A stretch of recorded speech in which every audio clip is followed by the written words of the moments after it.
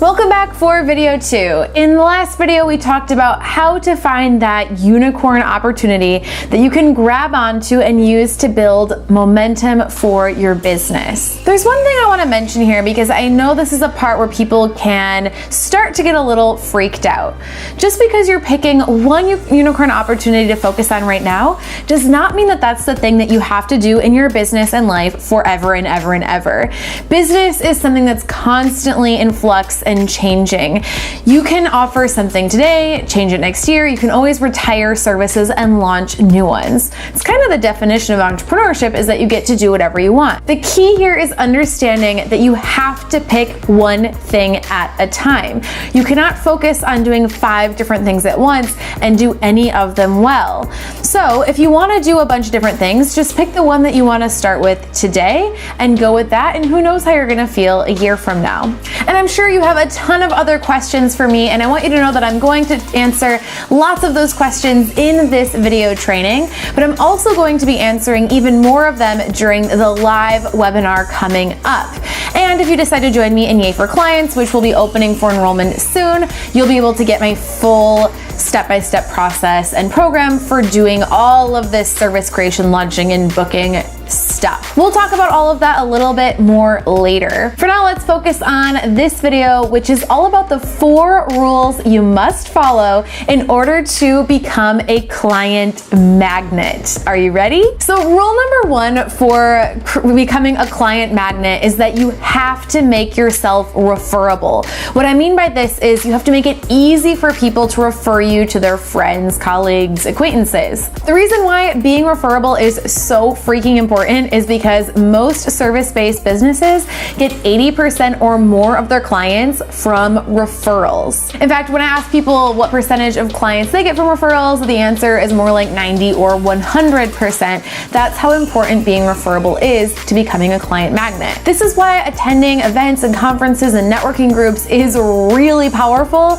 if you're trying to get started with a client-based business, or any business for that matter. It's incredible how if you meet someone in person, how much more likely they are to want to work with you versus if you make the connection online. But before you jet set off to the nearest conference, we've got to work on the starting point of your referability, which is your elevator pitch, or how you introduce yourself to other people and tell them what you do. The problem with most people's elevator pitches is that they're vague and confusing and they don't even know. I'm going to tell you right now, it is a huge red flag if you go to a networking event, introduce yourself, and somebody says, "Oh, that sounds cool."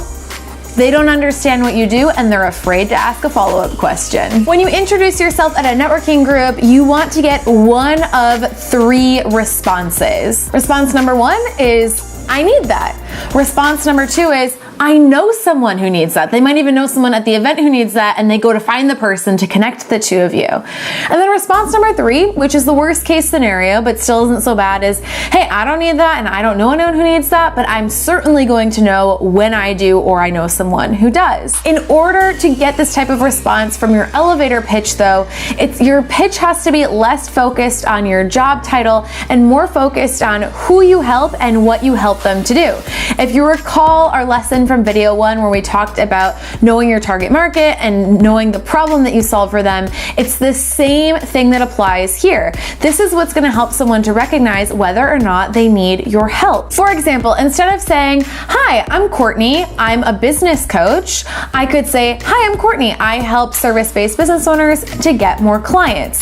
That is going to be so much more helpful in somebody recognizing what I do and if they know someone who I could help, versus a business coach, which is way more vague. So here's my little challenge for you. I would love for you to pop in the comments below this video and let us know, what is your elevator pitch? You never know, there's likely somebody watching this training who needs exactly what you have to offer or knows someone who does. This happens all of the time in Yay for Clients, and oftentimes people's clients and muses come from just within the program itself, because you never know what happens until you declare what you do to the people who you know. So once you've made yourself referable, rule number 2 is to create well-packaged services.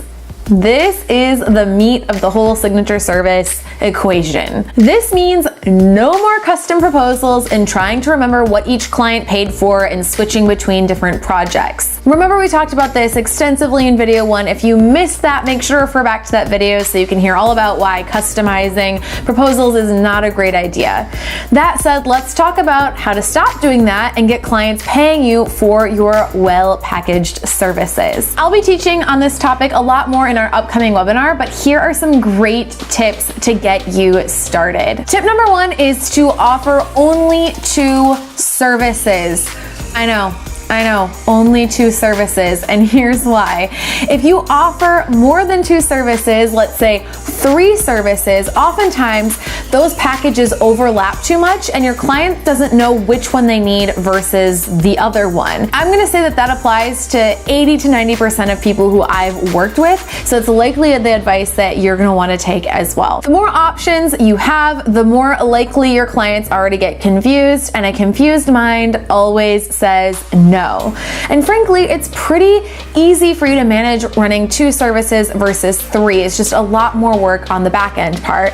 And you'll be able to hit your $2,000 or $5,000 a month revenue goal really easily with two services. If you have a lower tier service at about $100 and a higher tier service about $500, to get $2,000, you only need 10 people at the $100 service and 2 at the $500, which frankly is still pretty low pricing, so you could always raise those prices as well. Tip number 2 is to decide exactly what's included in each of your service packages.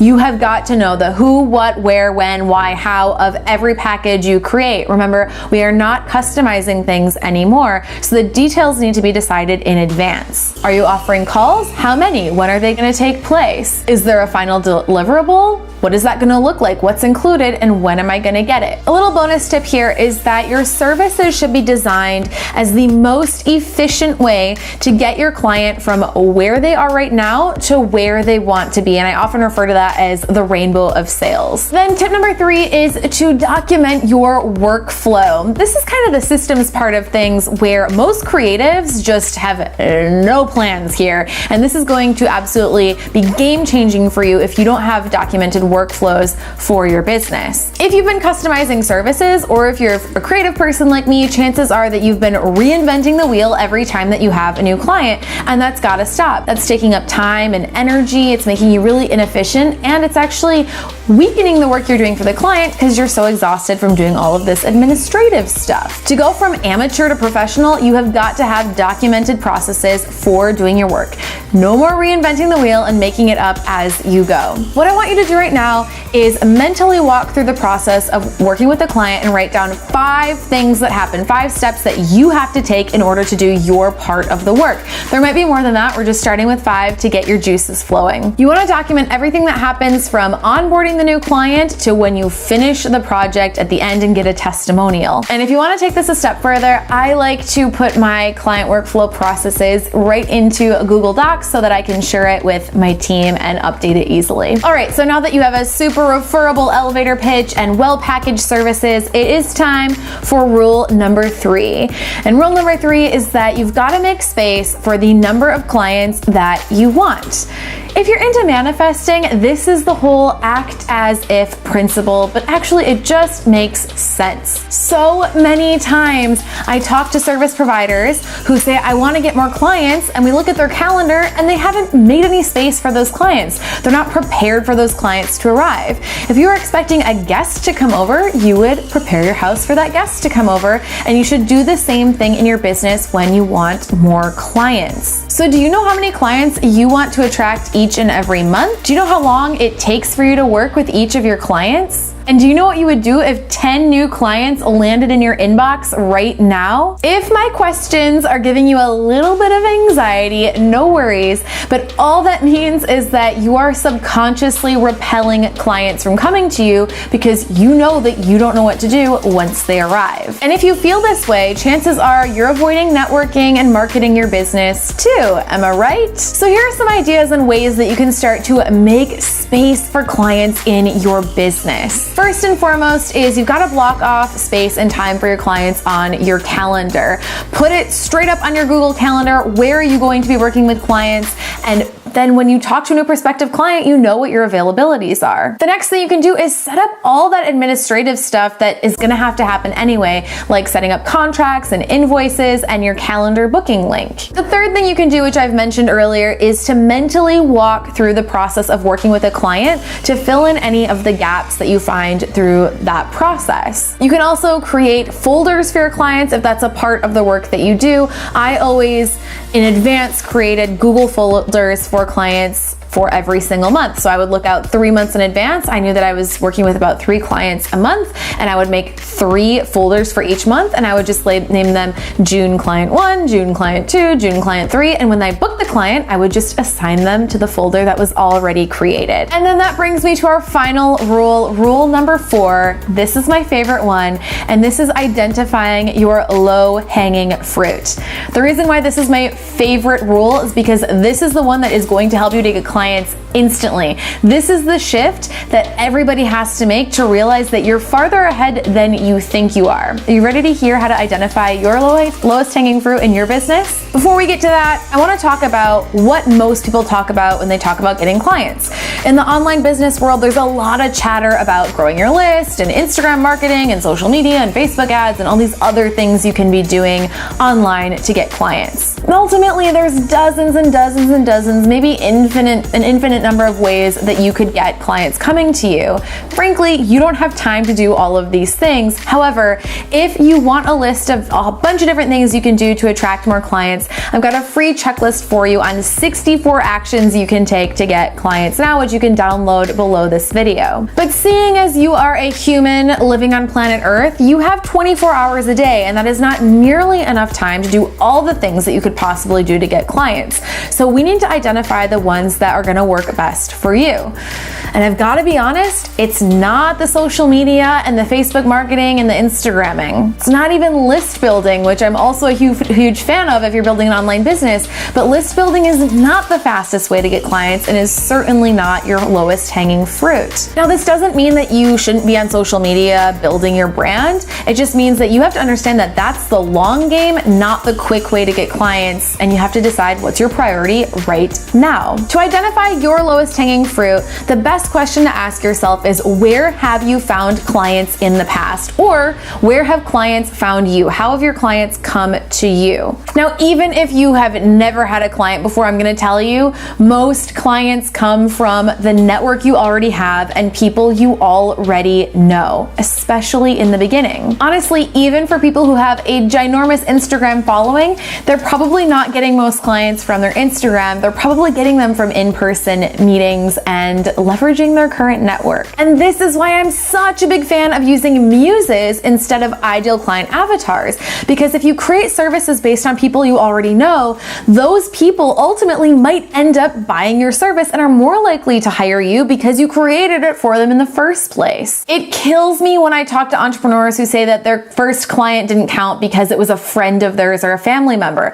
Of course it counts. Everybody's first client is somebody they already know. Then their next client might be a friend of a friend, and then a friend of a friend of a friend, and then a friend of a friend of a friend of a friend, until you start getting clients who are complete strangers. Listen, you are leaving money on the table if you are out there doing online marketing instead of nurturing your current network and relationships you already have with people who are a great fit for what you do. I'm gonna end my rant on lowest hanging fruit there. I think you got the point. I think you have enough things that you can do to start getting some clients coming to you and turning yourself into a client magnet. So what I want you to do right now is, if you haven't yet, make sure to share your new elevator pitch in a comment below. I want to go read everyone's pitches, and again, you might find some people who you need to work with, or they might need to work with you. And then after that, just make sure that you are registered for my upcoming webinar, because I'm going to be sharing with you the Get More Clients Blueprint. This blueprint is 6 pillars of things that you have got to build and have in place